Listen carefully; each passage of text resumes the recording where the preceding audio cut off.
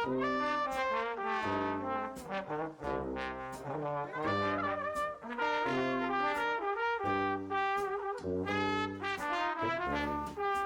ውዶችዬ እንዴት ሰነበታችሁ? በባለፈው ክፍል ሶመር ቱርካንን ከእህቶቿ ጋር ጀርባው ላይ ፈታ ሲያደርጋቸው በነጋታውም ቱርካን ሳይክል ስታለማምደውና አዲሱ ቤታቸውን እየተዟዟሩ ሲፈልጉ ኒሃት የሚኔን ተንኮል ለሩቻን ዘርዝሮ ከነገራት በኋላ በቀጥታ ወደ ሚኒ ቤት ሄዳ ባለማወቅም ቢሆን ከደረጃ ላይ ገፍትራ ስትጥላት ሳዲቅ ሩቻንን ከፋቲ ጋር እያደረግሽ ያለሽውን ነገር አውቄያለሁ ብሏት ወደ ቤቱ ሲመለስ ደረጃው ላይ ቁጭ ብሎ ሲተክዝ እነ ቱርካን ደግሞ ቤት ማግኘታቸውን ሊያበስሩት ሲመጡ ቤታቸው ለሽያጭ መቅረቡን አይተው እንደደነገጡ ተመልክተናል።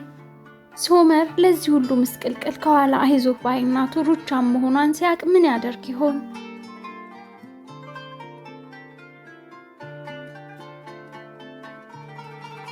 ቱርካን ከአባቷ እግር ስር ተንበርክካ አባቴ ምንድነው የተፈጠረው ብላ ጠየቀችው። ሳዲቅም ልጄ አልቻልንም ተሸንፌያለሁ እያላለቀሰ የአካባቢው ሰዎች ቤቱ ለሽያጭ መቅረቡን እያወሩ ሲያልፉ ሶመር ኑ ተነሱ ውስጥ ገብተን እንነጋገራለን ብሎ ይዟቸው ገባ።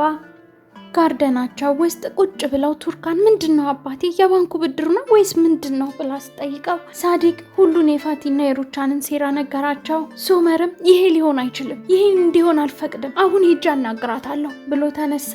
ሳዲቅም ተወው ልጄ አንተ ምንም ማድረግ የለብህም፣ እኔ ሁሉን አስተካክላለሁ። ዋናው ነገር ሩቻን እናንተ አንድ ላይ እንድትሆኑ አትፈልግም፣ ስለዚህ እናንተን ለመለየት ልትሞክር ትችላለች። እናንተ ይህንን አውቃችሁ አስፈላጊውን ነገር አድርጉ አላቸው። ሶመር ሊሆን አይችልም ብሎ ሲሄድ ቱርካን እየጠራችው ተከተለችው። እናትህ በዚህ እንደማታቆም አውቃለሁ፣ አባቴን ደግሞ እየው ልቡ ተሰብሯል፣ ቤተሰቤን እስካላጠፋች ድረስ አታርፍም። ይሄን ሁሉ የምታደርገው በእኔ ምክንያት ነው። የኔን ደስታ በቤተሰቤ ደስታ ማጣት ላይ መገንባት አልችልም፣ አስፈላጊ ከሆነ እንለያይ አለችው። ሶመርም ቱርካን ሞኝ አትሁኚ፣ ስለመለየት ካንቺ ድጋሚ መስማት አልፈልግም፣ እመኚኝ ሄጄ አናግራታለሁ፣ እንዴትና ለምን እንደዚህ እንዳደረገች ልረዳ፣ አዲስ ነገር እስክነግርሽ ጠብቂኝ ብሏት ሄደ። ሩቻን ሚኒን ወደ ሆስፒታል ይዛት ብትመጣ ሚኒ የልጇ ደህንነት አሳስቧታል። ሩቻን ዶክተሮቹ ነፍሰ ጡር ናት፣ ከደረጃ ላይ ወድቃ ነው፣ ደም እየፈሰሳት ነው ብላ ነገረቻቸው። ከቆይታ በኋላ ሶመር ደውሎላት በአስቸኳይ መነጋገር አለብን፣ የት ነው ያለሽው ሲላት መናገር የምትፈልገውን ነገር በስልክ ተናገር፣ ጥብቅ ጉዳይ ላይ ነኝ አለችው። እሱም ጥብቅ ጉዳይሽ የነ ቱርካንን ቤት መግዛት ነው አላት። እሷም ለሱ ነው እንዴ? የእነሱን የቤተሰብ ችግር ለመፍታት ብዬ ነው እኮ አለችው። እሱም ምን እያልሽ እንደሆንሽ ይገባሻል? የት እንዳለሽ ንገሪኝ፣ እኔ ራሱ መጣለሁ ሲላት አትጮህብኝ፣ እኔ ከዚህ የበለጠ የሚያሳስብ ጉዳይ አለብኝ፣ አሁን ከሚኒ ጋር ሆስፒታል ነኝ፣ ከፈለክና ብላ ዘጋችበት። ነስሪንና ሜሱት ወደ ቤት ሲመለሱ የመንደሩ ሰው ሁሉ ተሰብስቦ አይገርምም ቤታቸውን ሊሸጡ ነው እኮ፣ ምን ሆነው ነው? በልጃቸው ምክንያት የሰውን ፊት ማየት አቅቷቸው ነው እኮ እያሉ ሲያወሩ ደረሱ። ነስሪን ቤቷ ላይ የተሰቀለውን የሚሸጥ የሚል ጨርቅ ስታይ ሀዘን ሰበራት። ሜሱት አክስቴ ነስሪን እያለ እየጮኸ የቤቱን በር ሲደበድብ ቱርካን እየሮጠች መጣችና ነስሪንን አንስታ ወደ ውስጥ አስገባቻት። ዶክተሩ ሩቻንን ሚኒ ደህና እንደሆነች ነገር ግን ምናልባት ልጇ ላይ ውርጃ እንዳይፈጠር የዛሬውን ምሽት እዚህ ብታሳልፍ ጥሩ እንደሆነ ነግሯት የተፈጠረውን ደግሞ በሙሉ ለፖሊስ እንድታስረዳ ነገራት። ፖሊሶቹ ሩቻንን ፖሊስ ጣቢያ ሄደሽ ቃልሽን መስጠት አለብሽ ብለዋት ይዘዋት እየሄዱ እያለ ሶመር ደረሰና ምንድነው ሲላት ሩቻንን አይ ምንም ችግር የለም ጠበቃዬን ፖሊስ ጣቢያ እንዲመጣ ንገርልኝ ብላ ሚኒ ያለችበትን ክፍል ነገረችው። ሶመር ሚኒ ክፍል ገብቶ ምን እንደተፈጠረ ጠየቃት። ነስሪን ይህ እንዴት ሊሆን ቻለ? አብዛኛው ድርሻ ያለው ድምጽ ካልወሰነ በቀር ይህን ማድረግ አይችሉም፣ ነዛት ቤቱ እንዲሸጥ ወሰነች ማለት ነው ስትል ሳዲቅ እንደዛ ነው የሚመስለው፣ እሷም ተጫውታብናለች ማለት ነው አለ። ቱርካንም አክስቴ ለምን እንደዚህ ማድረግ እንደፈለገች ሊገባኝ አልቻለም አለች። ሶመር ሚኒ ባክሽ እውነቱን ንገሪኝ፣ እናቴ ናት ከደረጃ ላይ ይገፋችሽ ብሎ ሲጠይቃት ሚኔም አዎ እሷ ናት ከደረጃ ላይ የጣለች፣ በእኔና በልጃችን ህይወት ላይ ጨከነች አለችው። ሶመርም ምንም አልገባኝም፣ በእኔና ማንቺ መሀል ያለው ነገር እንዳበቃና ከኔ እንድትርቂ ነግሬሽ ነበር፣ አንቺ ግን አልሰማ ብለሽ በእናቴ ወጥመድ ውስጥ ወደቅሽ፣ ምን እየጠበቅሽ እንደሆነ አልገባኝም ሚኔ፣ ከእናቴ ጋር መተባበር እኔን የሚያስገኝልሽ ይመስልሻል? ብልህ ሴት አልነበርሽ እንዴ አላት። እሷም ተስፋ አድርጌ ነበር እናት ግን ብቻ ልጅ አንድ ነገር ይሁንና ይህንን ዓለም ወደ ገሃነም ነው የምቀይረው፣ ቃል እገባልሃለሁ፣ አንተ ልትንከባከበን ይገባል፣ ከዚህ ሰዓት ውስጥ አውጣኝ አለችው። ሶመርም ይሄውልሽ ሚኔ ለመጨረሻ ጊዜ እነግርሻለሁ፣ ይሄ ልጅ የኔ ከሆነ ሲላት ያንተ ነው ሶመር፣ ኒሃት ልጅ መውለድ አይችልም አለችው። ሶመርም ይሄ ደግሞ ከየት የመጣ ነው? አዲስ ውሸት መሆኑ ነው? እስከ ዛሬ ለምን አልነገርሽኝም ሲላት አስፈራርቶኝ ነው አለችው። ለምንድን ነው የሚያስፈራራሽ ብሎ ሲጠይቃት ይሄውልህ ሶመር እኔ ልጁ ያንተ እንደሆነ ለማረጋገጥ ዝግጁ ነኝ። የኒሃት የድሮ የሕክምና ውጤት በእጄ ነው። ልጅ መውለድ በፍጹም አይችልም። ይህን ደግሞ እናትህም ታውቃለች። አለበለዛ ይህን ልጅ በፍጹም እንድወልድ አትፈቅድልኝም ነበር። ከፈለክ ደግሞ የዘረመል ምርመራ ማድረግ ትችላለህ አለችው። እሱም ቃል በገባሁት መሰረት ልጁን እንከባከበዋለሁ። አንቺ ግን የኔ አይደለሽም፣ ከኔ ምንም አትጠብቂ። ልቤና ጭንቅላቴ የቱርካን ነው። ከአንቺ ጋር መንገዳችን ተለያይቷል። ከእንግዲህ የምትፈልጊው ማንኛውም ነገር ካለ ሶልቹክ ያግዝሻል አላትና በቶሎ እንድታገግም ተመኝቶላት ሊወጣ ሲል ነርሷ ወይዘሪት ሚኔ አሁን በጣም ደህና ነሽ፣ ከፈለግሻውን ፖሊስ አናግረሽ ክሱን ማስጀመር ትችያለሽ ስትላት ሰማና ቆመ። ሚኔም ነርሷን እባክሽ ለብቻችን ትንሽ ጊዜ ስጭን አለቻትና ነርሷ ወጣች። ሚኔም ሶመር አንተ ያልከኝን አደርጋለሁ፣ እንዳልከሳት ከፈለግ አልከሳትም አለችው። ሶመር ከሚኔ ክፍል ሲወጣ ከኒሃት ጋር ተገናኙ።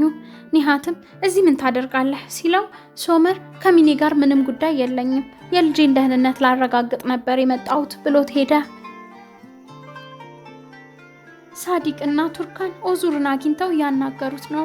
ኦዙር እኔ ስለ ጉዳዩ አወቅኩት በጣም ዘግይቼ እንደነበር መኑኝ።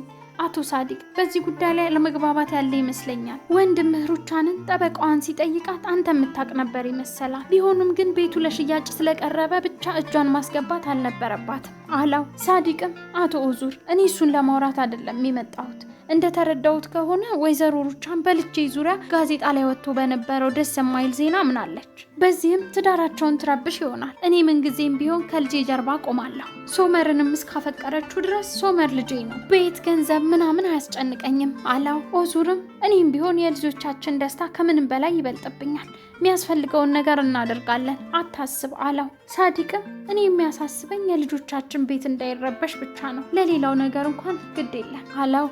ሩቻን ከጠበቃዋ ጋር ለፖሊስ ቃሏን ሰጥታ እየወጣች ነው። ጠበቃዋ እንግዲህ ከዚህ በኋላ የሚሆነው በሚኔ ቃል ላይ ነው የሚወሰነው አላት። እሷም እችን ወራዳ ደግሞ ቃልሽን እንደዚህ ስጪ ብዬ ልለማመጣት ነው እንዴ?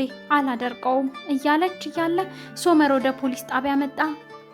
ሩቻንን መኪና ውስጥ እንድትገባ አደረገና መንገድ ጀመሩ። ሶመር ለምን እንደዚህ ያደረግሽ ብሎ ሲጠይቃት እኔ ምንም አላደረግኩም፣ እራሷ ናት የወደቀችው አለችው። አንቺ ሲጀመር እዛ ምን ትሰሪያለሽ?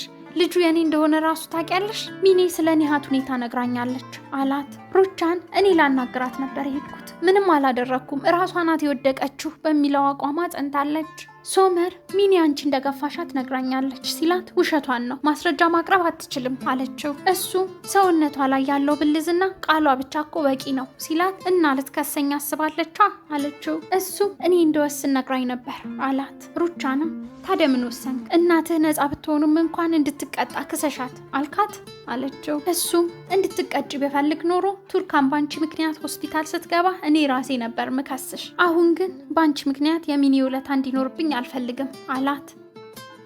ከዛም ሐይቁ ዳር በድንገት መኪናውን አቆመና ከመኪናው ወረደ።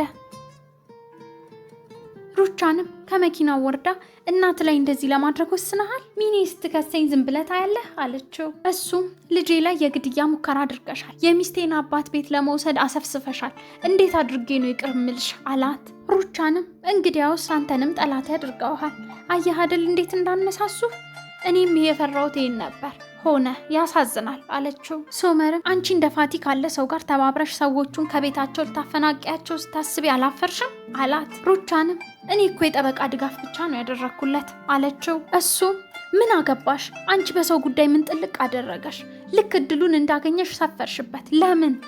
ቱርካንም መጉዳት ስለፈለግሽ ብቻ የእሷን ቤተሰብ መጉዳት ትፈልጊያለሽ ሲላት፣ እሷም የቤተሰቤን ስም ለማጥፋት ሲነሱ አሁን እኔ ላይ የምትጮህብኝን ያህል እነሱ ላይ ጮሃል አለችው። እሱ ከቱርካን ስለ ጉዳዩ መልስ አግኝቻለሁ፣ አምናታለሁ። ይህን ደግሞ ለአንቺም ሆነ ለሌላ ሰው የማስረዳት ግዴታ የለብኝም። ሳዲቅ በቤቱ ጉዳይ አንቺ እጅሽ እንዳለበት ሲናገር ላምነው አልቻልኩም ነበር፣ ተሳስቶ ይሆናል ብዬ አሰብኩ። እናቴ ይህንን ያህል መጥፎ ልትሆን አትችልም አልኩ፣ ግን ተሳስቼ ነበር። አንቺ ካለምንም ማፈር ኢንቨስት አደረግሽበት አላት። እሷን ፋቲ ኬዙን መክፈቱ አይቀርም ነበር ወንድማማቾቹ ምንም አልተስማሙም። ፈጠነም ዘገየም ሌላ ሰው መጥቶ ይወስደው ነበር። ስለዚህ ነው የወሰድኩት። ከቤቷ አላስወጣቸውም። እስከፈለጉ ድረስ በእኔ ቤት ይኑሩ። ትንሽ ራሳቸውን ዝቅ እንዲያደርጉ ብቻ ነው የምፈልገው። በዛ ላይ ጉዳዩ ገና አላለቀም አለችው። ሶመርም ይህንን ቤት እርግፍ አርገሽ ትተይዋለሽ።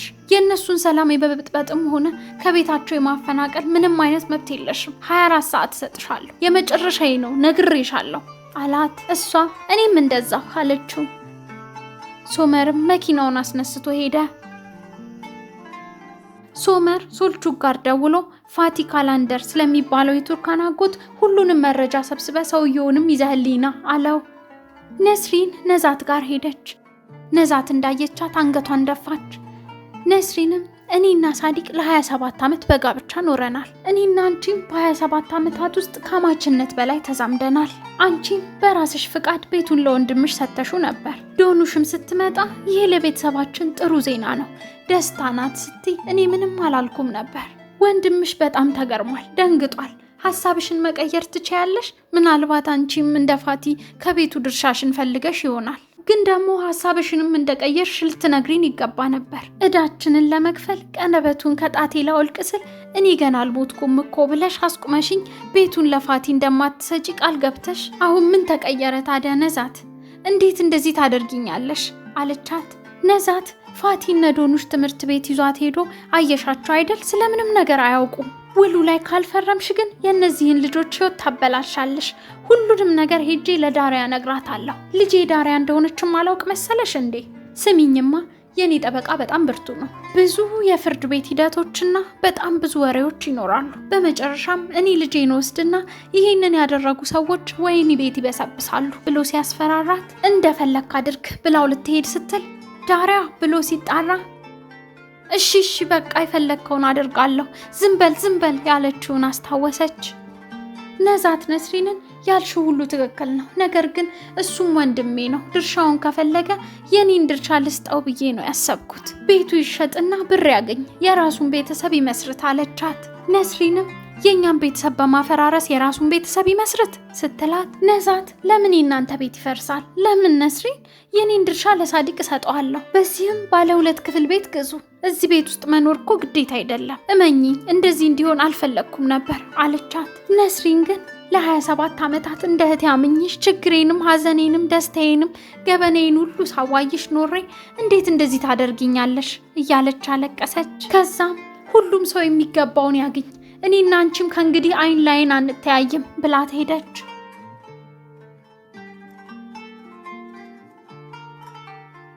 ኒሃት ሚኔን አንቺ ሴትዮ መክሰስ አለብሽ እያላት ነው። ሚኔን አንተ ራስህ አይደለህ እንዴ አጋልጠህ የሰጠኸኝ ስትለው ከመጀመሪያውም ማስጠንቀቄሽ ነበር፣ ይሄ አንቺ ጥፋት ነው። እሺ ሩቻን የምትባለዋ ሴት የእጇን ማግኘት አለባት። ጠበቆቼን በጠቅላላ ካላሰማራውባት ኒሃት ኤርጉር ብለሽ አትጥሪኝ ብሎ ዛተ። ሚኔ ግን የሶመር ውሳኔ ብቻ እንደሚሆንና እሱ ካልፈቀደ በቀር እንደማትከሳት ነግራ ይበልጥ አበሳጨችው። ልጅሽን ልትጎዳው ነበር እኮ አንቺንም ጎድታሻለች፣ ምን እያልሽ ነው ሲላት፣ እሷም በልጅ ልጇ ነው መቀጣት ያለባት። እኔ ዝም ብዬ ከምከሳትና በልጇ ፍቃድ ከምከሳት የቱ የበለጠ የሚጎዳት ይመስልሃል አለችው። እነ ዶኑሽ ከትምህርት ቤት እየወጡ ያለ ቱርካንና ሳዲቅ መጥተው አይስክሬም እንብላ ብለው ወሰዷቸው። ቤታቸው ሊሸጥ መሆኑን ከማየታቸው በፊት ቀስ ብለው ሊነግሯቸው መሆኑ ነው። ሀካን ጅናንን በሞተር ሲወስዳት ሰርዳር አየ። ሶልቹክ ፋቲን ወደ ሶመር ጀልባ ይዞት መጣ። ፋቲ ፊቱ በልዟል። ሶመር ሶልቹክን ይሄ ሰውዬ ምን አደረከው ብሎ ሲጠይቀው የኛ ሰዎች ናቸው ባክ እንዲያረጉት፣ ትንሽ ጠግቦ አልመጣም ብሎ ነበር አለው። ፋቲም ምን አይነት ውሾችን ነው ደግሞ የምትልክብኝ? ብትደውልልኝ እኔ ራሴ እኮ መጣ ነበር አለው። ሶመር ከዚህ ንግግር ከማይገባው ተንኮለኛ ሰውዬ ጋር ምን አተርፋለሁ ብሎ ነው ጀልባው ድረስ ያስመጣው። ሩቻንን ሶመር ቢያስጠነቅቃትም አሁንም በበቀሏ ትጸና ይሆን? ሚኔስ ሩቻንን ትከሳት ይሆን? ሳዲቅስ ቤቱን በምን አይነት መንገድ ከመሸጥ ያስጥለዋል ብላችሁ ታስባላችሁ? ውዶችዬ በዚህም የዛሬው ክፍል ይጠናቀቃል። በሚቀጥለው ክፍል እስክንገናኝ ድረስ ይህንን ቪዲዮ ላይክ እና ሰብስክራይብ ማድረግ እንዳትረሱ። ሐሳብ አስተያየት ካላችሁ በኮሜንት አሳውቁኝ። ቸርን ሰንብት።